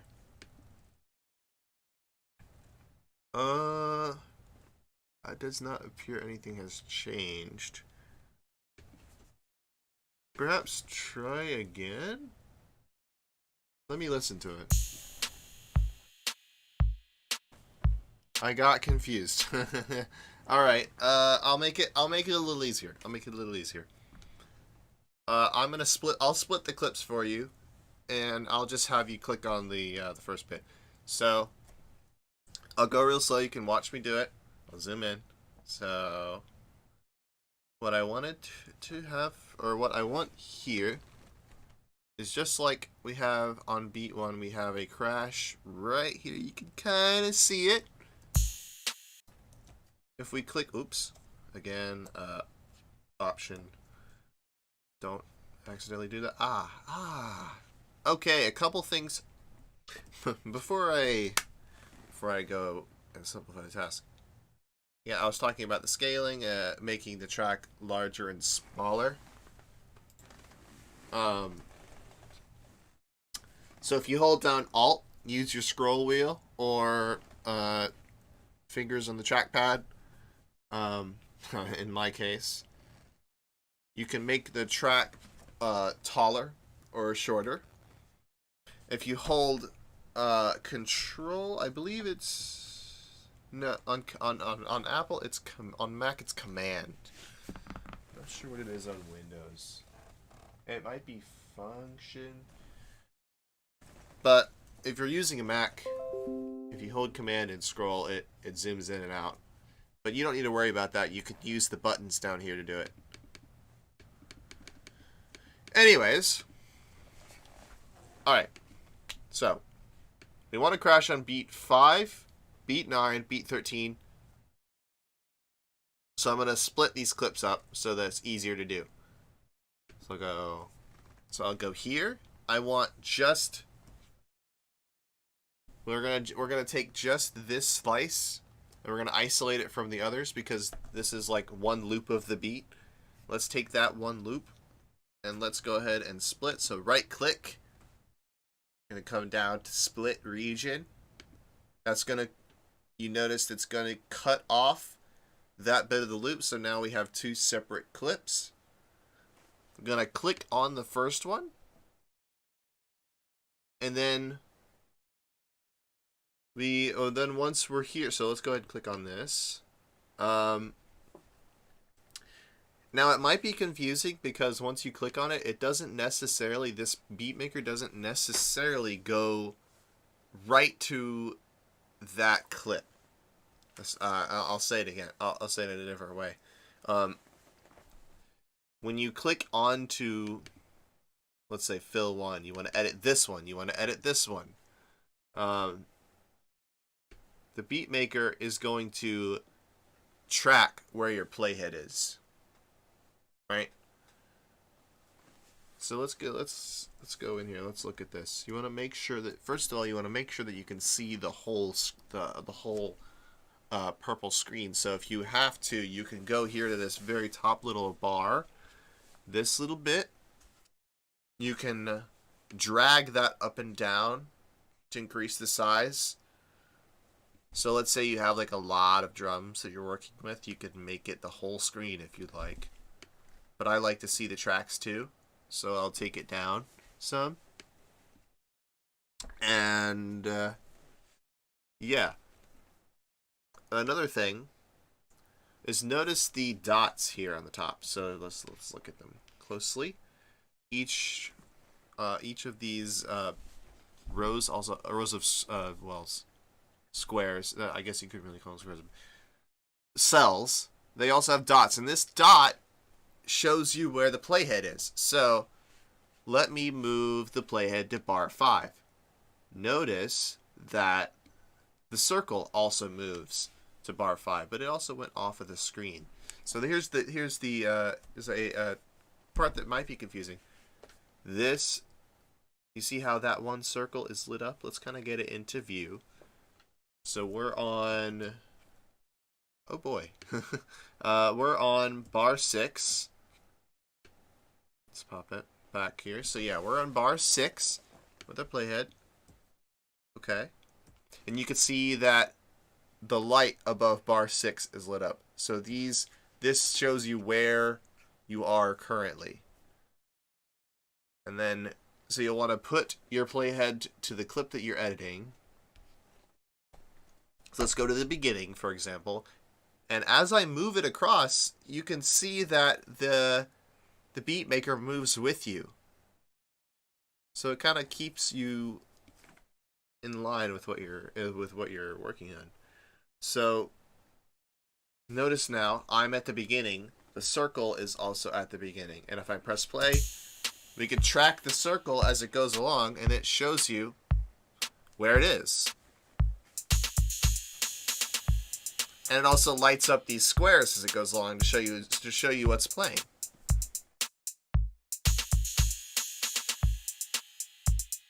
So a third way you could do it. This is going to cause problems though because of the looping. You could just go down here and you could just click in the crashes on beat 5, for example. So, want to crash there? Add it. Because now there wasn't problems because I had split the clip before. Let's say I didn't do that. So I'm gonna delete, loop it out. Notice here that the crash came with same problem once again. If we split the clip first, oh whoops, that's a new tab. It's a key shortcut I use for another program. Right click. All right. Let me zoom. Whoa, that's not what I wanted to do. Right click on it. Split region. I'm going to go here. Remove what I just did, which is add crashes in the wrong place. So I'll unclick that. Alright, so now I have a crash on bar 5. So bar 5 is done. Bar 5 is done.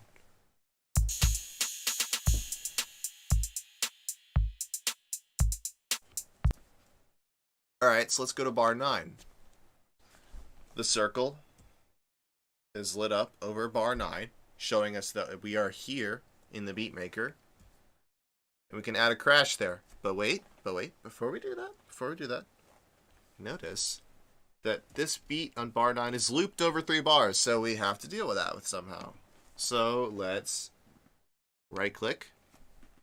You could guess what's about to, oh wait, well, notice I right click, I can't do it. It's grayed out. Why? Why would it be grayed out? Because we have to first select. Okay. Well, let me just tell you this one last thing. Just in case you see this, and it's like you get the playhead here, and you go split region, but it's grayed out for you. Why? Because it's not selected. You have to select it first with left click, and then you can split that region. This is important. Like, let's say that you have multiple tracks over multiple, like you have a bunch, because the playhead goes there and it goes vertical, and if you had more drum tracks, you don't want to split all of them. You want to split only the things you have selected. So that's why that's a thing. So I've split off 9. I'm going to also split off one of 13's beats. Right click, split region. Notice it's got a key shortcut next to it. I'm going to go through and click on it just to show you better what I'm doing. Alright, so I will keep the loop section off for now, and I'll put it at the beginning. But bar 5 has a crash, bar 9 needs a crash, and bar 13 needs a crash. Here you go.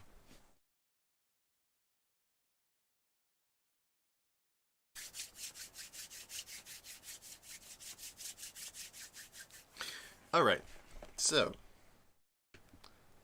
gonna add one more beat to this, one more layer to this. Let's do more drums, sure. So a concept that we use quite a lot, or that we kind of think of quite a lot in production, is layering. So like baking a cake.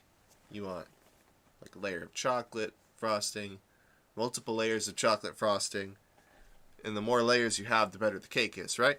So and the same applies with, well, I guess not in all cases technically, but most of the time you want to have multiple things stacked on top of each other, multiple drum sets, multiple percussion kits, because I did say this does contradict. This go against what I say earlier, and how things need their own space. That still sort of applies. Like, we want to space things out and keep things not as busy all the time, but the more variety in sounds we can make, the more variety in the beat, the more interesting it is to listen to. And if we could stack things on top of each other that have the same beat, it can make it more powerful, make it more interesting. All I need is the beat numbers to add crashes to. So let me go through it again. So on bar number 1 and 5 are done.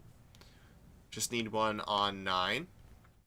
Essentially, we're having the fill lead into a crash.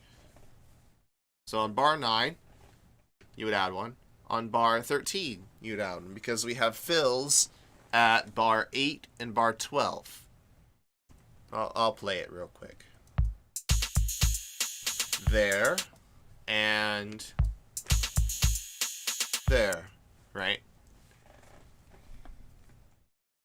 So I'm going to do another drum track. Let's choose a different kit just to give us more options and sounds, and perhaps we could do some sort of layering.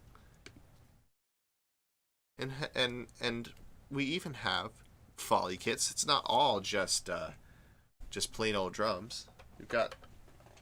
Let me make sure my MIDI keyboard is connected. 9 and 13. Okay, got it. Ooh, that's fine. Can I not play the kit? Varsity kit. Oh, right.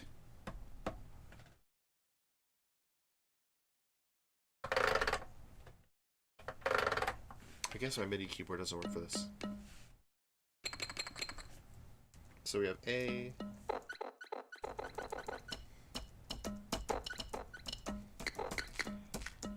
Huh. It's like a soda can.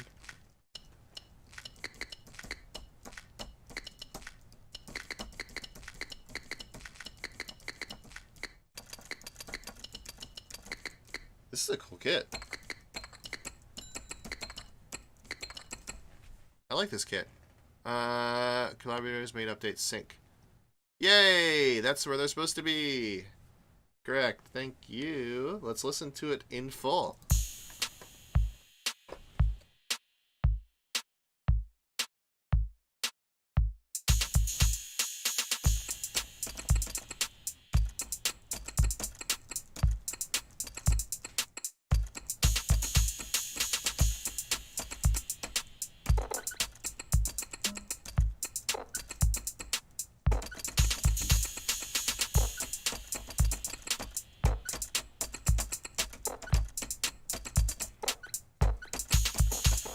Okay, I don't like that squeaky weird thing. What even is this? What is that? That's cool.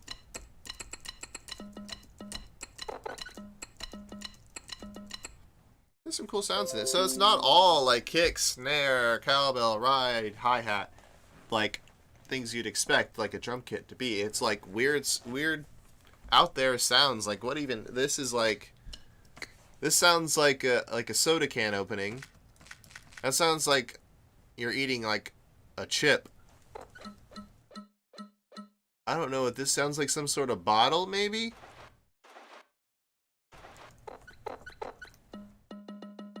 Like, drums don't have to be like traditional drums, right? It could be anything.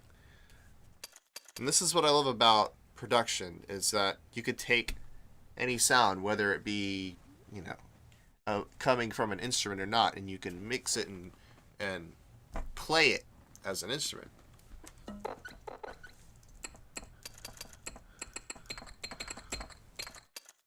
So maybe 1 Q and E. Those sound like good sounds. Those sound good like good sounds. Yes, they do. Ooh.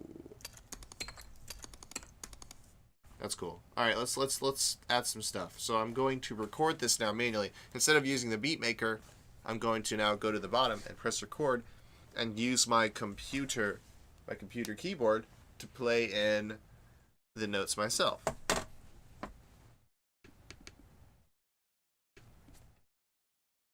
Oops, let me turn the med on.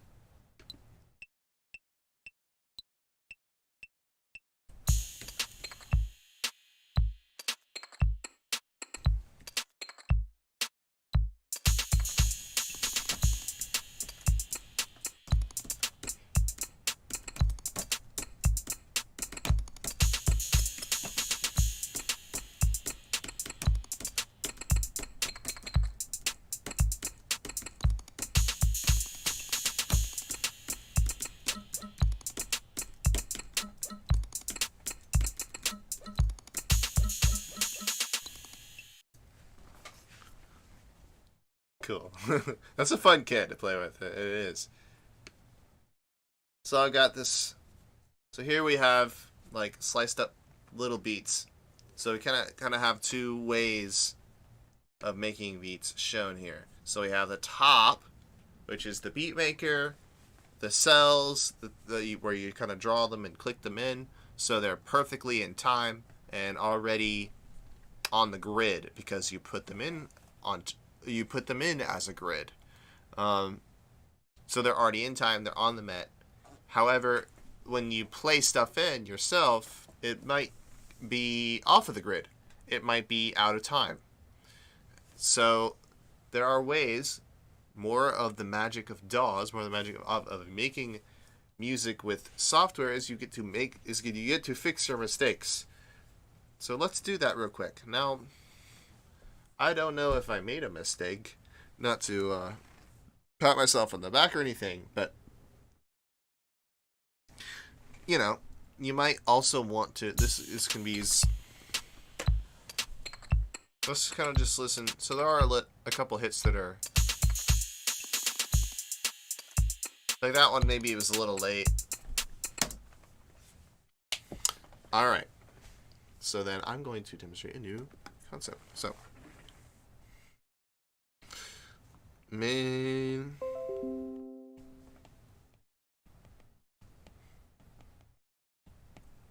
So we have, let's say, like, I'm not pointing at you. I'm just like I'm just putting this out as like a general question. If you made a mistake, I'm just kind of drawing a basic piano roll right now. Right. Okay. So each of these bars represents a different type of note.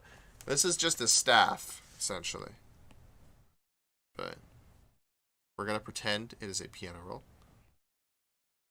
We're going to put bars here. So each of these boxes represents a note of a certain length. When is this going to end? I'm thinking probably around 1:15, probably like around 1:10, 1:15 or so. I'm going on a little bit later today because we kind of just like spent the first hour getting you on, so and not really doing much in terms of teaching. So I'm just trying to kind of fill content, to make content. So let me just demonstrate this last concept real quick, as this is the last thing we're going to talk about, and then. You will have this project. You can work on it when we're done here, and you can also make new projects. It's up to you. So, okay, we're gonna talk about this word.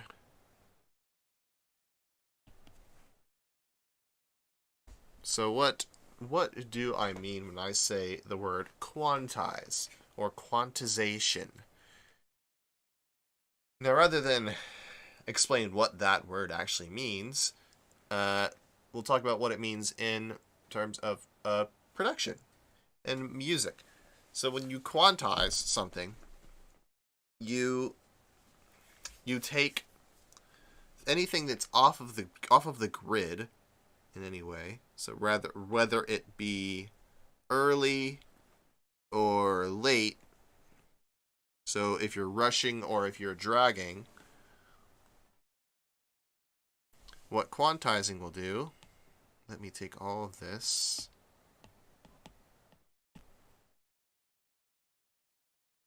What quantizing will do is we'll take all of these notes and it will correct them. It will put them on the grid.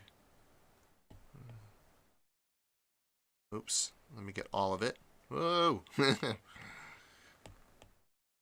Not exactly the smoothest of demonstrations, but I'm doing this by hand. But you get the idea. It'll move these notes onto the grid.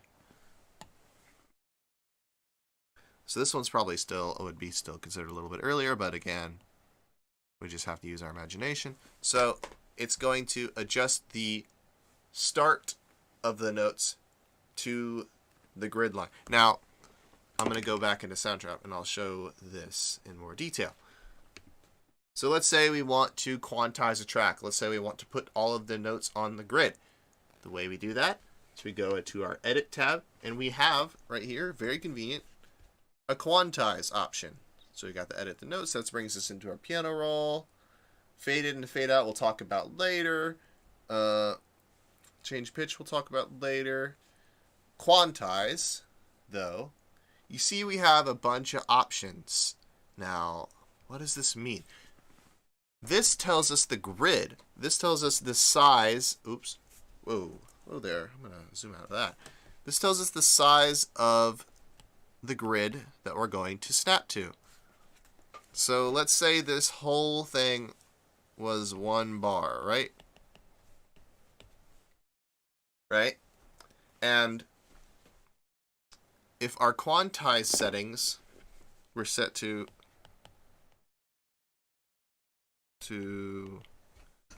1, in this case, the quantize setting would be 1/4. We're quantizing to the quarter note because there's 4 beats, there's 4 quarter notes in the whole bar, and that's where the grid lines are. That's where the notes are being moved to.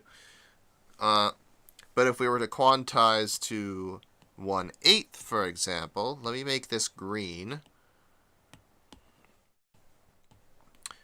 Then the new grid it would quantize to, or the new grid it would move the notes to, is this.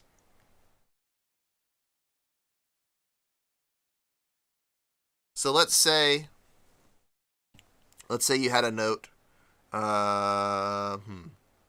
here, right? Oops, let's do it unquantized. Let's say you played a note up here, right?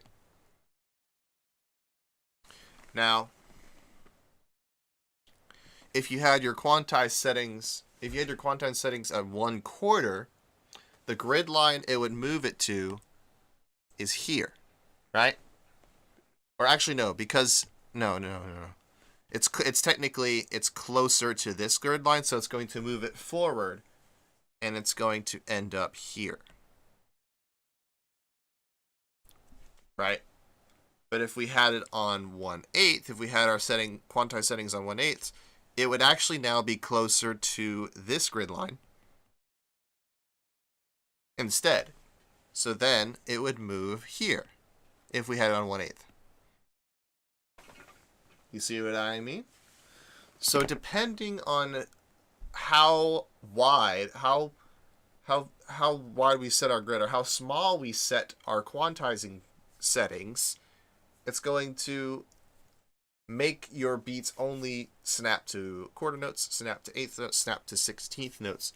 So be careful of this. If you're playing a beat quickly, much quicker than your met, and you select like 1/1, if you can even go to the extent of snapping it to whole bars, 1 out of 1, and watch what that does. Here, let me zoom in on this piano roll, and I'll show you what happens to the notes. So when I go here and I say quantize 1 out of 1, watch what happens to all the notes. Boom. They're now all on the grid. But because of this, we lost all of those in-between notes. We lost all the rhythm we had made. It's all gone.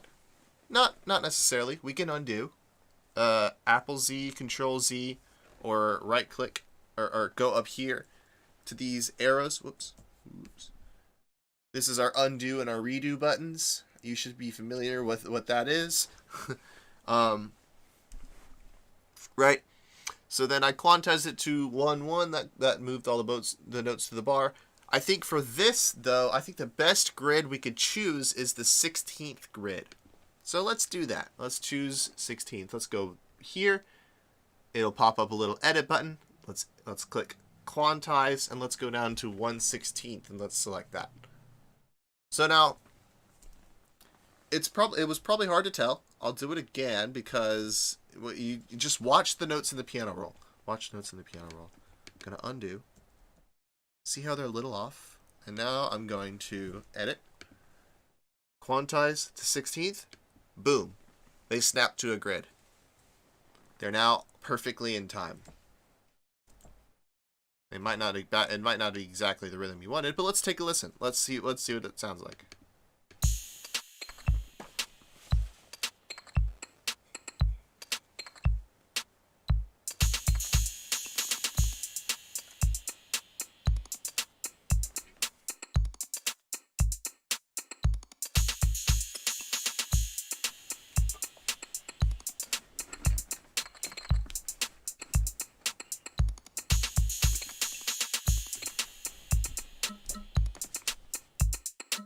Other great thing about piano roll is I could just go through and be removing and selecting notes as it's playing. I was like, oh, that had a little bit too many. Oh, maybe I could take one out here. And I did that as it was going. But yeah, that's quantizing. Very useful. Very good to know. And it will make your life easier because you won't have to sit there and move every single note onto the grid by selecting them in the piano roll. And like, okay, this one, say I wanted that to be that, right? You don't have to go through and drag every single one. It just kind of does it for you. And there is a similar convenience. This is like in terms of rhythm, like it makes your rhythm better. But there is another way that we can improve our pitch and make our pitch better. And make our voice better, or whatever we record, like our guitar, be more in tune. There's also a way to do that with the DAW, but we're not going to talk about that today. That is going to be for another day. I'm going to send these updates to you. So now you can have this project to work with. I'm going to go ahead and save this as D2 to demo rhythm.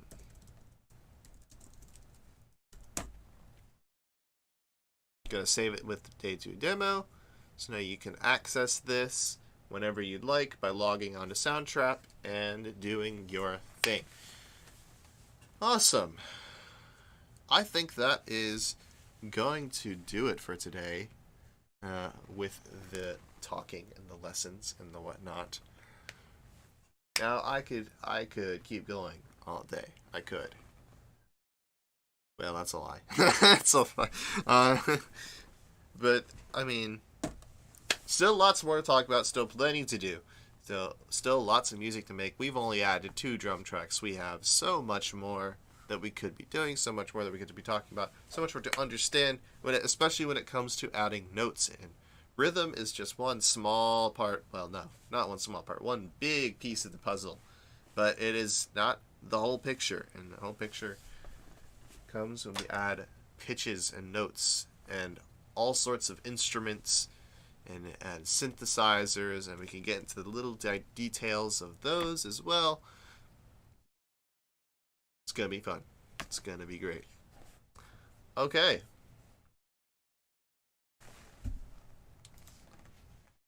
That is all for today. That is incorrect. The next stream shall be... Ooh.